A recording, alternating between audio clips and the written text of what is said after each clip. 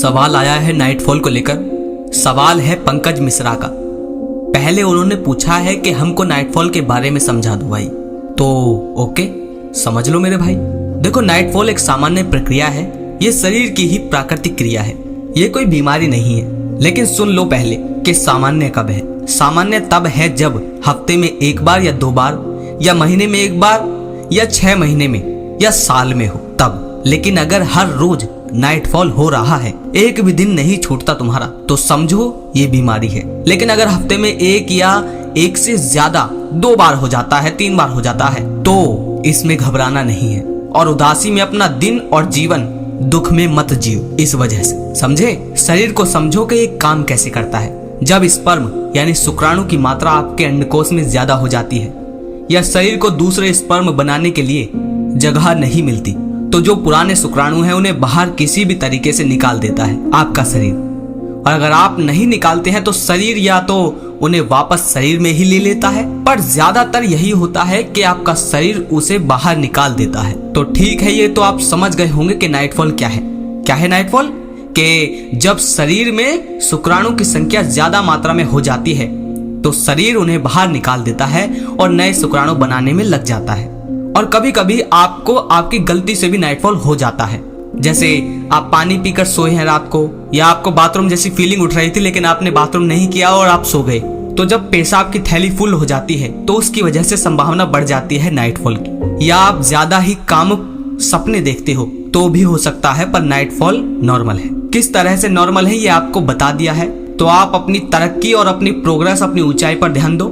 Sperm को प्राकृतिक तरीके से बिना हस्तमिथुन किए, बिना शरीर को फोर्स किए मत निकालो। शरीर की जो मर्जी होगी वो खुद कर लेगा। और नाइटफॉल के बारे में गहराई से समझना है तो मेरी ये वाली वीडियो देखो। पंकज मिश्रा का अगला सवाल है कि भाई नाइटफॉल की वजह से मेरी शादीशुदा जिंदगी में कोई दिक्कत तो नहीं होगी? तो आपको बता दूं कि अगर नाइटफॉल वैसे ही हो रहा है जैसे मैंने ऊपर बताया, हफ्ते में 1 या 2 बार, या महीने में 1 या 2 बार, तो इससे ना तो आपको कमजोरी आएगी, ना ही आपकी शादीशुदा जिंदगी पर कोई असर आएगा। आप घबराए नहीं। लेकिन अगर हर रोज या हफ्ते में 5 या 6 बार हो रहा है नाइटफॉल, तो ये ध्यान देने वाली बात है। आपको डॉक्टर को दिखाना जरूर चाहिए।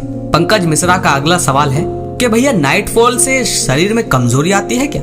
तो जैसे कि मैंने ऊपर बताया है, अगर मेरे बताए गए तरीकों से यानी प्राकृतिक रूप से हो रहा है तो कमजोरी नहीं आएगी। आप टेंशन ना ले। टेंशन लेना ही कमजोरी का कारण बनता है। खाने पीने पर विशेष ध्यान रखें, ठीक है। पंकज मिश्रा का अगला सवाल है, भैया नाइटफॉल हो जाता है, उससे फिर उदास हो जाता हूँ। तो मेरे भाई, उदासी के 3 कारण हो सकते हैं। पहला कि देखो, वीर्य जब निकलता है तो शरीर रिलैक्स मोड में चला जाता है, क्योंकि तुम्हारे शुक्राणु जो होते हैं और वीर्य जो होता है उसमें एनर्जी होती है। जब वो निकलती है शरीर से एनर्जी, तो शरीर को तो थकावट होती है उसकी वजह से।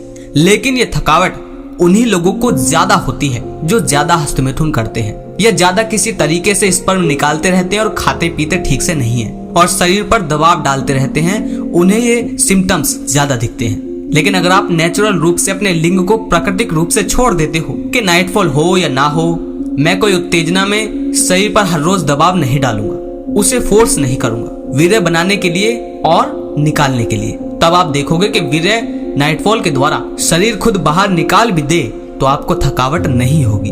दूसरा कारण है उदासी का, कि आपने ऐसी वीडियो देख रखी है जिन वीडियो में लोगों ने बताया है कि वीर्य को दबाकर रखो, रोक कर रखो, और जब आप अपना टारगेट पूरा नहीं कर पाते हो तो उदासी, सोचते हो कि मैंने इस पूरी पृथ्वी का सबसे बड़ा जुर्म कर दिया है। अरे भाई, जीवन आज भी तुम्हारा लीचड़ कीचड़ में है। ब्रह्म को तुम जानते तक नहीं।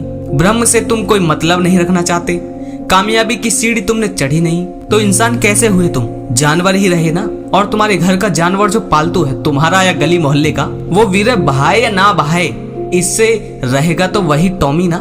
कृष्ण जरूरी है, ऊंचाई जरूरी है। शरीर का काम शरीर पर छोड़ दो। उदास नहीं होंगे जब इन सब को महत्व कम और कृष्ण को ज्यादा महत्व देने लग जाओगे। ओके। पंकज मिश्रा का लास्ट सवाल है कि बड़े भैया, मैं पिछले 1 साल से ब्रह्मचर्य का पालन कर रहा हूँ। तो मेरे भाई, फिर से बोलता हूँ कि ब्रह्म को तुम्हारे वीर्य से कोई लेना देना नहीं है। सीधे सीधे बोलो, वीर्य रोक रहा हूँ। वरना तुम बताओ, तुमने कौन सा ऐसा ब्रह्म रूपी काम किया है जो सत्य से भरा था?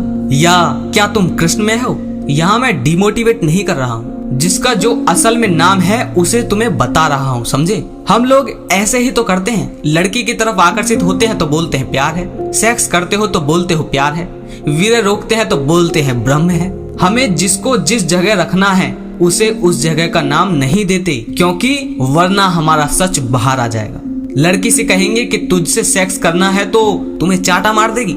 वहीं अगर उसी लड़की से बोल दोगे कि तुमसे प्यार है बहुत बहुत, चांद तारे तोड़ कर लाऊंगा तेरे लिए, तो वहीं तुम्हें शायद मंजूर कर लेगी। ब्रह्मचर्य तो गौतम बुद्ध, कबीर, कृष्ण, राम, मीरा, रामकृष्ण परमहंस, इन सब ने किया था। पूरा जीवन ब्रह्म सत्य निष्ठ जिया है, खुद के शरीर के तो गुलाम रहे ही नहीं, और भी बहुत कुछ। पर हम जैसे और आप जैसे लोग शरीर के उस छोटे से हिस्से के थोड़े से वीर्य को, उन शुक्राणु को ब्रह्म नाम दे रहे हैं। हम सब उसी शुक्राणु की पैदाइश हैं। तुम्हें लगता है कि तुम ब्रह्म हो, तो बताओ वो शुक्राणु मात्र को ब्रह्म कैसे बोल देते हैं? हम क्यों बोल देते हैं ये ब्रह्मचर्य है? उम्मीद है आप सभी भाइयों को भी जवाब मिल गया होगा, और पंकज मिश्रा को भी। अगर आप सभी भाई भी किसी सवाल को लेकर परेशान हैं तो कमेंट में लिखो, हो सकता है शायद अगली वीडियो आपके सवाल पर गहराई से हो। अगर लगे अपने परेशान दोस्तों को पहुंचाने लायक तो ज्यादा से ज्यादा पहुंचाइए। और अगर आप मुझसे बात करना चाहते हैं तो डिस्क्रिप्शन में कुछ लिख रखा है, उसे पढ़ लो। उसके बाद मुझे कमेंट में लिखकर बताओ कि पवन भाई मुझे अपना नंबर दीजिए, मैं नंबर दे दूंगा और फिर आपकी और मेरी व्हाट्सएप पर बात होगी। हो सकता है मैं स्क्रीन पर ही दे दूं, लेकिन कॉल करने से पहले प्लीज डिस्क्रिप्शन को पढ़ लेना। जिन भाई पे पढ़ा नहीं जाता वो मुझे कॉल पर बता देना। मिलता हूँ अगली वीडियो में, धन्यवाद।